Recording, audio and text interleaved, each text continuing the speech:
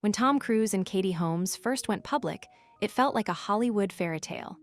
He was one of the biggest stars on the planet, with blockbusters like Top Gun and Mission Impossible under his belt. She was the girl next door turned TV darling from Dawson's Creek. On paper, it looked like the perfect match, two worlds colliding, a megastar and a rising starlet swept into a romance that exploded across every magazine cover. The speed of it all was dizzying. Within weeks, they were inseparable. In less than a year, they were engaged, expecting a baby, and planning a wedding. To outsiders, it looked like destiny. But to those paying closer attention, something about the entire relationship felt more like a carefully directed movie than real life. The cracks started showing almost immediately, and Tom himself provided some of the strangest early moments. Who could forget his infamous appearance on Oprah in 2005? Instead of calmly discussing his relationship, he jumped onto Oprah's couch, pumping his fists, yelling about his love for Katie. It was a spectacle that quickly turned from charming to bizarre. Memes were born. Late-night hosts joked about it for years. For many, it was the first time Tom looked less like Hollywood royalty and more like a man unraveling on live television. And then came the interview with Matt Lauer on the Today Show. The conversation turned to psychiatry, medication, and mental health, topics Tom tied closely to his devotion to Scientology. Instead of a standard promo interview, viewers saw Tom get combative, cutting off questions, insisting he knew more than trained doctors. It wasn't just uncomfortable, it was unsettling. Millions of people suddenly started connecting the dots between Tom, his faith, and his increasingly unpredictable behavior. Meanwhile, Katie seemed to be swept away. She was just 26 at the time, and in interviews, she couldn't stop gushing. She told 17 magazine that she used to dream about marrying Tom Cruise, and now that dream had come true. To the outside world, she looked smitten. But behind the scenes, the oddities were already piling up. One of the strangest came when Tom proudly admitted in an interview that he had purchased a sonogram machine to use at home while Katie was pregnant. Most parents leave ultrasounds to trained professionals, but Tom wasn't most parents. He casually explained that he would personally be scanning Katie and their unborn child, as though it were completely normal. Doctors quickly spoke out, warning that frequent, unnecessary exposure to ultrasound waves could be dangerous to the baby. But Tom brushed it off, saying he'd eventually donate the machine to a hospital. Critics whispered about what he might really be looking for. Some even joked he was hopping to confirm if Suri would be the reincarnation of L. Ron Hubbard, the controversial founder of Scientology. Whether that was true or not, the entire episode made people uneasy. Who buys a medical device just to play doctor at home? The odd behavior didn't stop there. In 2005, W Magazine interviewed Katie during what should have been a standard love-struck profile, but something strange happened. Sitting silently beside Katie was a woman named Jessica Rodriguez, described as her Scientology chaperone. For most of the interview, Jessica stayed quiet. But when the reporter brought up rumors that Scientology had tried to arrange Tom's relationships before Katie, the silence broke. Suddenly, Jessica jumped in, cutting the reporter off and changing the subject back to how, in love, Tom and Katie were. When pressed about why she was even there, Jessica claimed she was simply Katie's best friend. But the scene didn't feel friendly, it felt controlled, as though Katie wasn't trusted to answer questions on her own. For a rising actress, it was an unusual and uncomfortable image to project. And then, right there in front of the reporter, Tom staged what should have been a sweet surprise, but instead came across like a scripted movie moment. He presented Katie with a diamond Chanel necklace and insisted she open it on the spot. Instead of looking natural, it felt like a performance, two stars locked into a scene, playing parts written by someone else.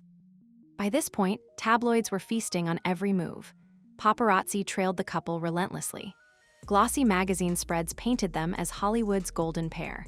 But beneath the surface, even seasoned journalists covering them admitted that things didn't feel quite right. Every interaction seemed exaggerated, every gesture too polished, too perfect, as though the couple wasn't just living their lives, but selling a story to the world. And yet, the public couldn't look away. Katie, once known for her wholesome teen roles, was suddenly a fixture at Tom's premieres, often clinging to his arm, smiling wide for cameras. Tom, on the other hand, seemed more animated than ever, kissing Katie in ways that felt less like affection and more like a performance for the flashing bulbs. The world was transfixed. Was it love? Was it publicity? Or was it something stranger, something orchestrated behind the scenes by forces bigger than either of them? Even as the red carpets dazzled and the photos filled every magazine, whispers grew louder. Some noted that Katie seemed quieter than usual, her bubbly charm replaced with scripted lines about eternal happiness. Others pointed to the ever-present shadow of Scientology, a religion known for its control over members' personal lives. What had started like a whirlwind romance was beginning to look like something else entirely, an arrangement cloaked in diamonds, red carpets, and rehearsed affection. And yet, this was only the beginning. If their early relationship raised eyebrows, their wedding would leave jaws on the floor. A castle in Italy, A-list guests, fireworks, and one shocking moment involving baby Suri that left eyewitnesses stunned. Because as strange as their love story looked from the outside, what happened behind closed doors at that wedding was far darker.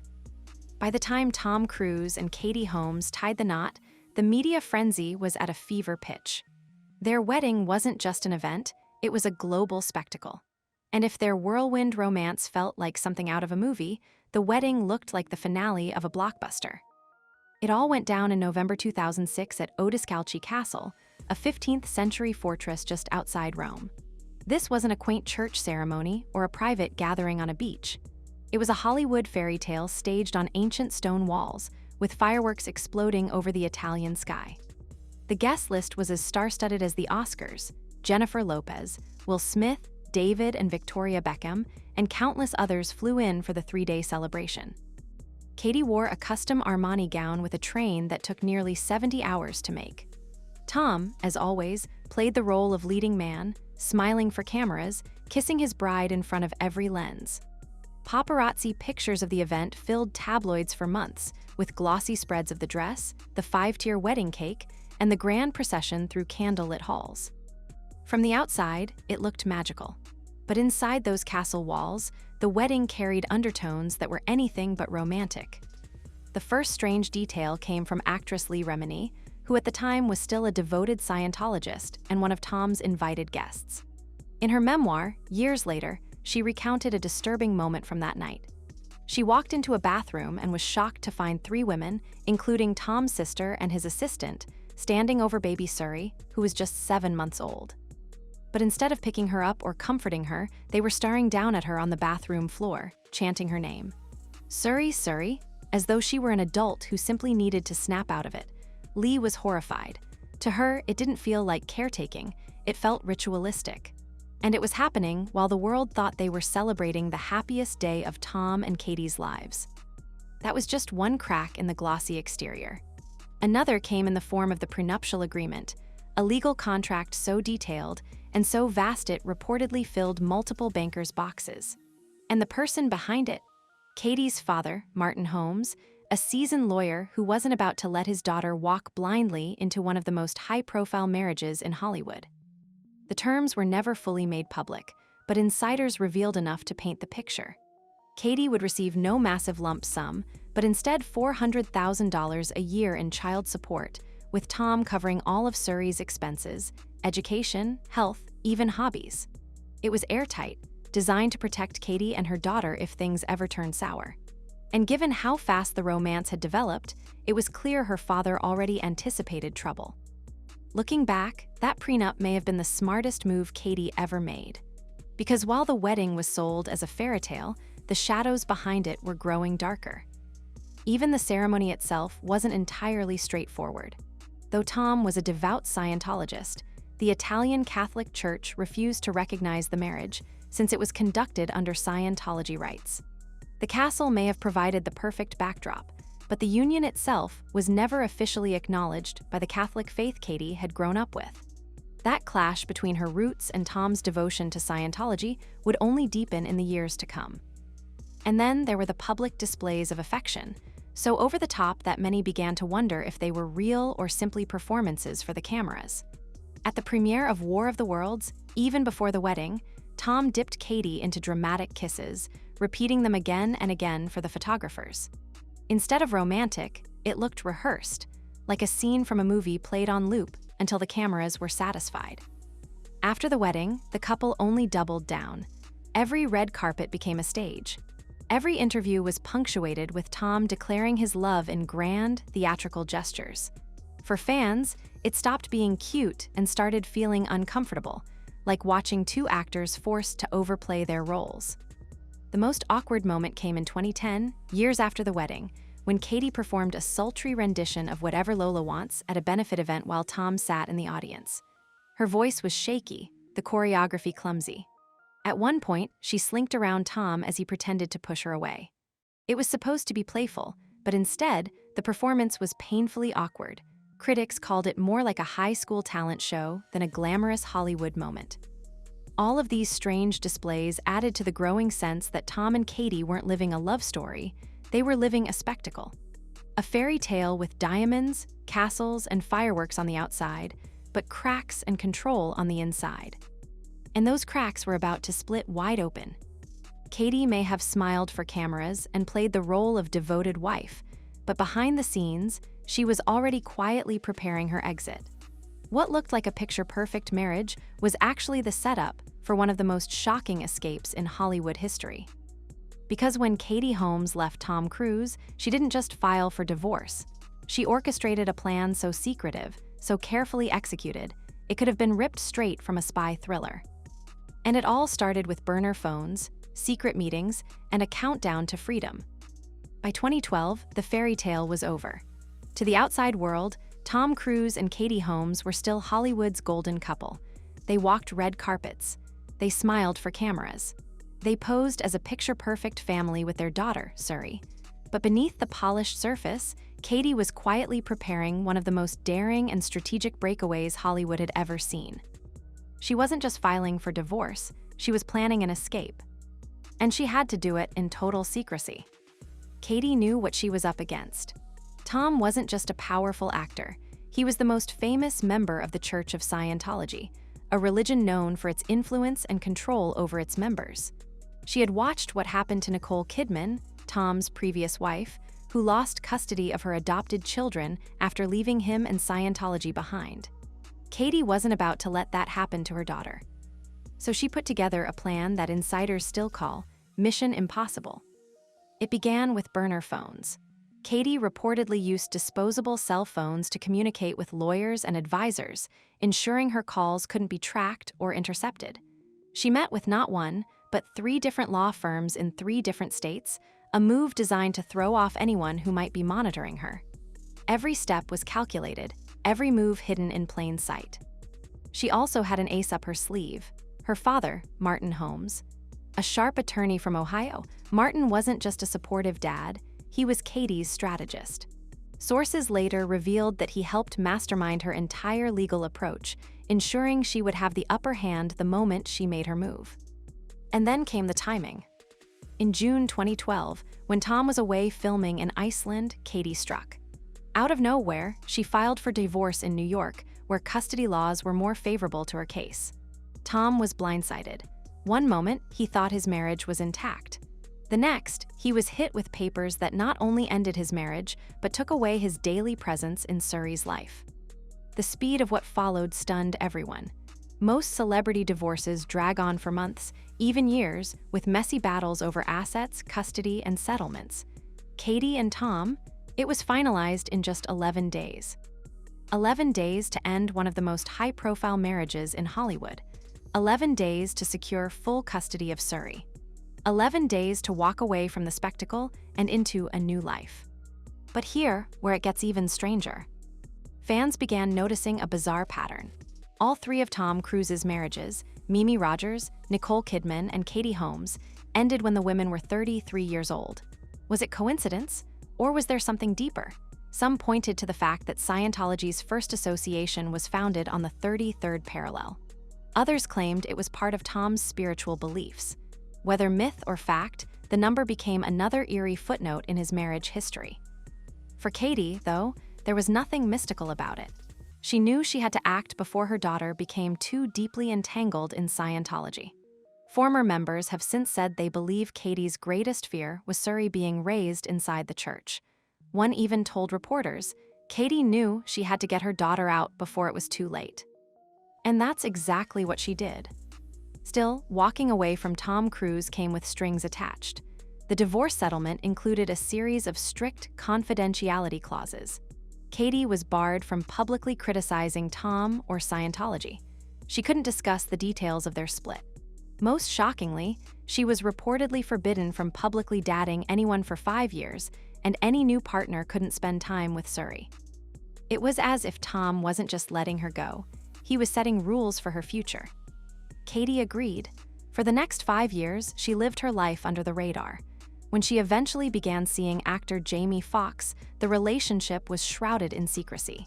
They denied rumors, avoided being photographed together, and when they were caught, they refused to confirm anything. It wasn't until those 5 years were up that they could finally live openly.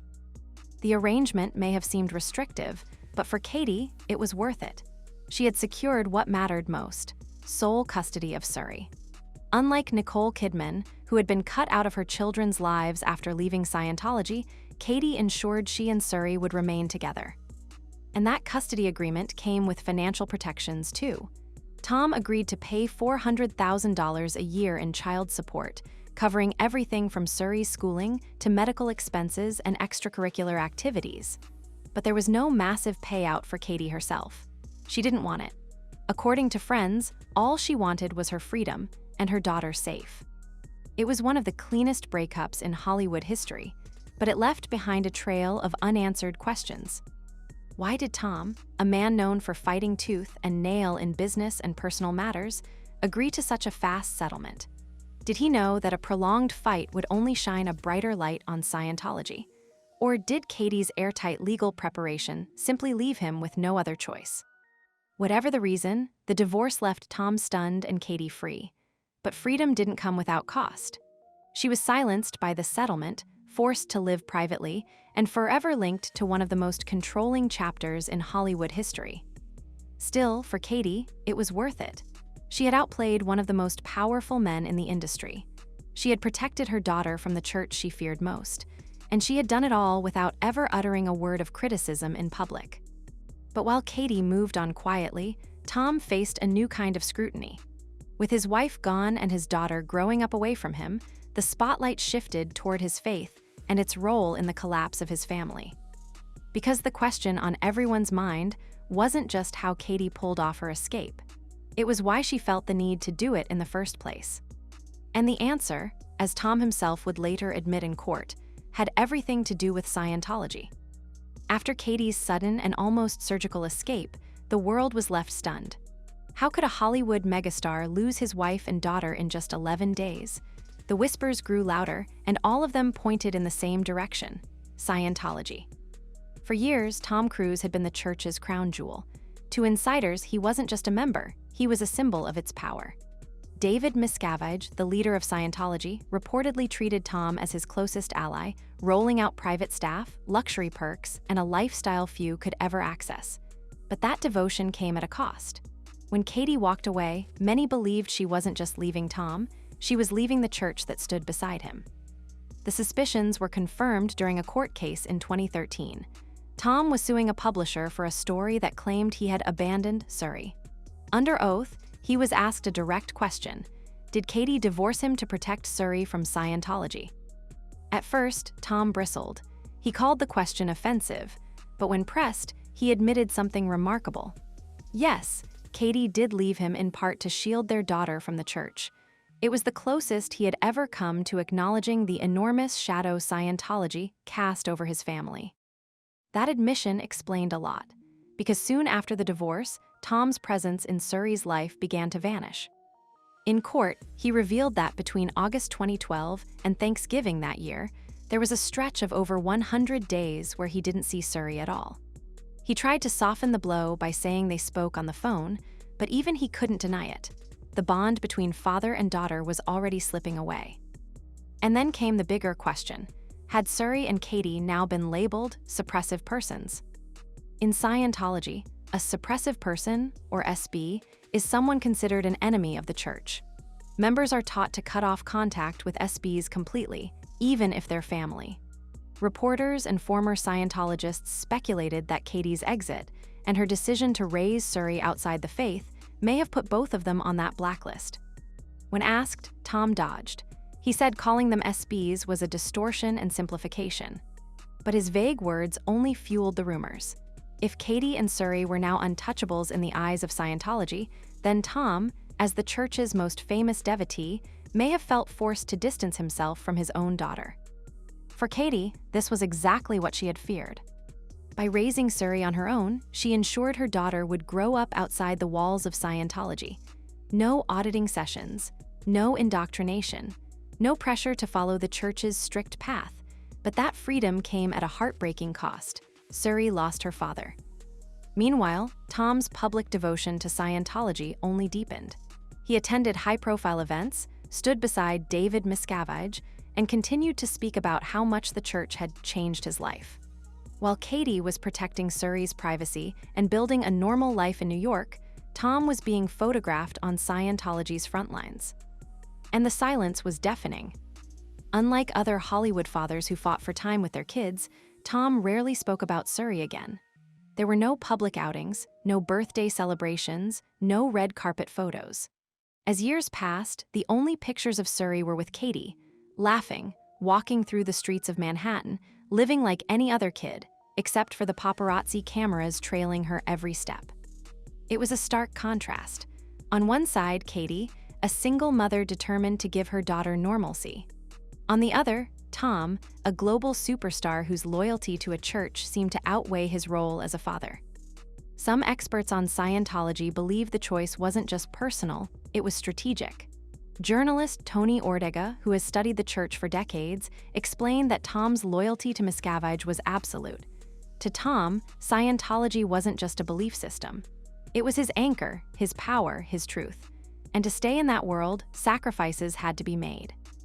Even if that sacrifice was his own daughter. But while Tom retreated into silence, Katie doubled down on her role as protector. She shielded Suri from paparazzi, waking her up before sunrise just to sneak in park visits away from cameras. She moved carefully, gave few interviews, and rarely spoke about Tom.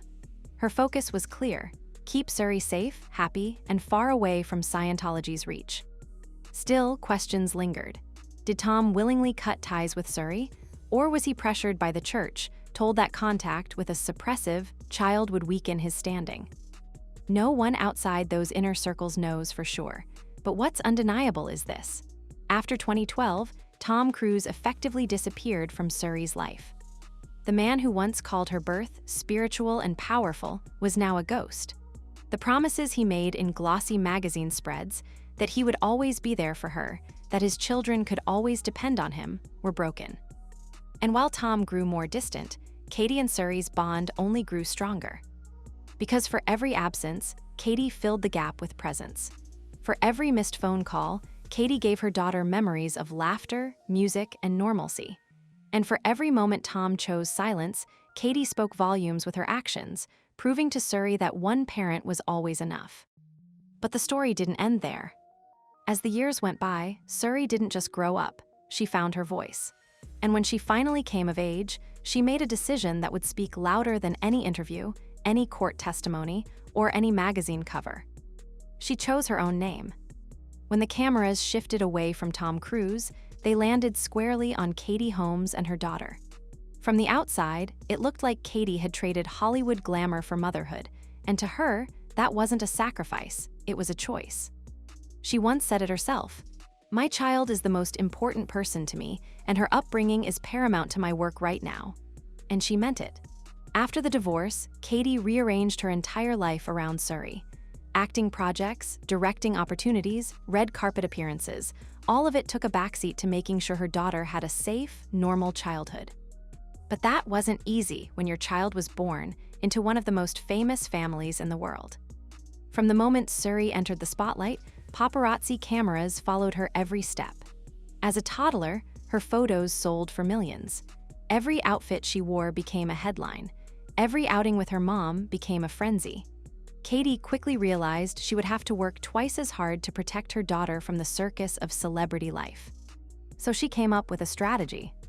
Katie started waking Suri at dawn, taking her out for walks in Central Park before the photographers even knew they were awake. She kept a drawer filled with gift cards, ready for last-minute birthday parties her daughter might get invited to, so that Suri could feel like a normal kid, not the daughter of a superstar.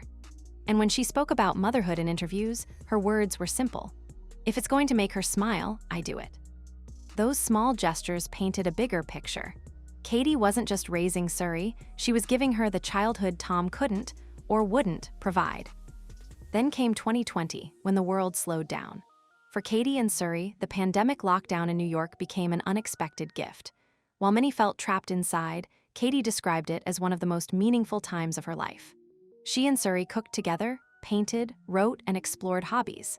In an essay for Vogue Australia, Katie said living without the pressure of results, just enjoying the natural rhythms of mother and daughter, was the most precious gift she could imagine. It was a bond forged in privacy, far away from flashing lights. And yet, every so often, Katie gave the world small glimpses into their connection. On Suri's birthdays, she would post sweet messages on Instagram. "Happy birthday, sweetheart. I am so blessed to be your mom." For Mother's Day, she shared a photo of Suri kissing her on the cheek, writing about how grateful she was to be her mother. Simple, heartfelt, and nothing like the staged grand gestures the world once saw from Tom. But Suri wasn't just the child being protected, she was also finding her own voice. In 2022, when Katie directed and starred in the film Alone Together, she turned to her daughter for something unexpected: the soundtrack. Suri recorded a rendition of the classic song Blue Moon for the movie. Katie later said her daughter was very talented, that she wanted to do it, and Katie simply let her do her thing. It was one of the first times the public heard Suri's own artistry, and it signaled something bigger. She was stepping out of her parents' shadows, creating her own path. Katie had always said her goal was to raise Suri to be confident, strong, and entirely herself. And by her late teens, Suri was exactly that. In interviews, Katie described her daughter as very strong, with a clear sense of who she is and what she wants. Behind the scenes, their relationship looked less like mother and daughter and more like two people who had grown up together. Katie once admitted that becoming a mom in her 20s meant she and Suri's ages matched well, that every stage felt natural. She said, "We kind of grew up together." It wasn't always easy. Katie confessed that motherhood taught her to let go of control, to stop stressing about the little things. But she also said it gave her purpose. Every choice she made, what roles to take, where to live, how much of her private life to share, was filtered through one question: would this make life better for Suri? And that philosophy worked. Despite growing up under relentless media attention, Suri developed into a poised, confident young woman. She thrived at New York's prestigious LaGuardia High School of Music and Art and Performing Arts, the same school that produced stars like Jennifer Aniston and Timothée Chalamet. She performed in school productions, surrounded by peers who saw her as a classmate, not a celebrity kid. It was the life Katie wanted for her, a childhood rooted in real experiences, not Hollywood illusions. And yet, no matter how normal Katie tried to make things, one absence loomed large: Tom Cruise. He wasn't there for birthdays. He wasn't at her school events. He wasn't photographed with her as she grew up. Year after year, milestone after milestone, he was missing. And while Katie never publicly attacked him for it, her silence spoke volumes. She didn't need to explain. The world could see who was present and who was. That absence only made Katie's presence more powerful. She filled the gaps with love, stability, and consistency. For every moment Tom missed, Katie was there. For every headline about Tom's loyalty to Scientology, Katie countered with quiet devotion to her daughter. And it worked. Suri didn't just grow up loved, she grew up resilient. By the time she turned 18, she wasn't clinging to her father's legacy. She wasn't waiting for him to show up. She was carving her own path with her mother by her side. But as she stepped into adulthood, Suri did something that showed the depth of her independence and her loyalty. She made a choice that sent a message to the world, loud and clear. She dropped the Cruise name. For most of her life, Suri Cruise didn't have much of a choice about being in the spotlight. She was born into fame, photographed before she could even walk, and defined by the legacy of her last name. But in 2024, she made a decision that shocked the world, and it spoke louder than any interview, headline, or tabloid story ever could. She dropped her father's name. At her high school production of The Addams Family, where she played Morticia, Suri was credited not as Suri Cruz, but as Suri Noel. Noel isn't just a random choice, it's her mother Katie's middle name. In one move, she honored the parent who had been there every single day and distanced herself from the one who had disappeared. It wasn't just a stage credit. A few months later, at her graduation from LaGuardia High School of Music and Art and Performing Arts, she walked across the stage as Suri Noel. To classmates and teachers, it was a proud moment. To the world, it was a statement. She was Tom Cruise's daughter anymore. She was her own person. And the symbolism was impossible to ignore. For years, Tom had been absent from her milestones. He didn't attend her plays. He wasn't at her graduation. He didn't even show up for her 18th birthday in April 2024. Instead, he was overseas, celebrating Victoria Beckham's 50th birthday and working on another mission, Impossible film. Just days later, paparazzi caught him smiling at a Taylor Swift concert in London, miles away from where his daughter had just crossed into adulthood without him. The contrast was painful. A father who once said he would never let his children down had chosen to miss some of the most important days of his daughter's life. And a daughter, tired of waiting, made it clear she was moving on without him. Sources close to Katie told Page Six that Suri's name change was deeply personal. She is showing praise for her mother by using her middle name, one insider explained. Another said she's focused on creating her own identity, separate from the Cruz legacy. And that independence has only grown stronger. Suri's classmates describe her as down-to-earth, funny, and talented, a girl who never acted entitled despite her famous roots. She plans to continue studying in New York, staying close to the city she grew up in. Fashion, music, and theater have all been rumored paths, and with her artistic upbringing, any of them could be true. But what's certain is this: she's carving her own way, on her own terms. Meanwhile, Tom's silence continues. In interviews, he dodges questions about Suri, focusing instead on his films, stunts, and global career. For years, reports have surfaced that he chooses not to see her. Scientology experts claim his loyalty to the church and to David Miscavige outweighs his role as a father. One former member even said bluntly, it became more and more obvious Tom had completely cut Suri out of his life. Yet even as that narrative hardened, whispers emerged that Tom still gets updates about his daughter, though from a distance. That may be true, but to Suri, what matters isn't second-hand updates, it's presence. And that's something Tom has failed to give. Katie, on the other hand, hasn't wavered once. She shut down false tabloid claims that Tom funds Suri's college or left her millions in a trust. On Instagram, she posted bluntly, "Completely false. You can stop making stuff up. Enough." She doesn't tolerate lies, and she doesn't let anyone twist the truth of how she's raised her daughter alone. And the truth is clear. Katie gave Suri stability when the world was unstable. She gave her privacy when the cameras never stopped flashing. She gave her love when the other parent gave silence. Every choice Katie made was to shield her daughter, and Suri has rewarded that by standing proudly by her side. The decision to become Suri Noel wasn't just about dropping a last name. It was about choosing a future free from the weight of Hollywood scandal, a future separate from a church she never wanted to be part of, a future that belonged to her and her alone. And in that choice, she delivered the most powerful message of all. You don't need the Cruz name to be somebody. For Tom, the silence is deafening. Once celebrated as the ultimate movie hero and doting father, he is now a glaring absence in his daughter's life. His greatest role, the role of father, slipped away, and he never came back for it. For Katie, the victory is bittersweet.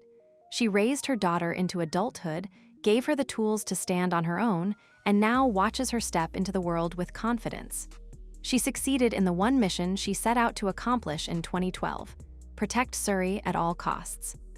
And for Suri, now Noel, the journey is only beginning.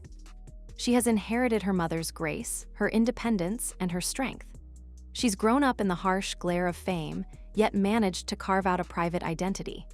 And now, as she steps into adulthood, she's doing it without the shadow of her father, without the constraints of a last name she didn't choose, and without waiting for someone who never showed up. It's a story of loss, but also of liberation.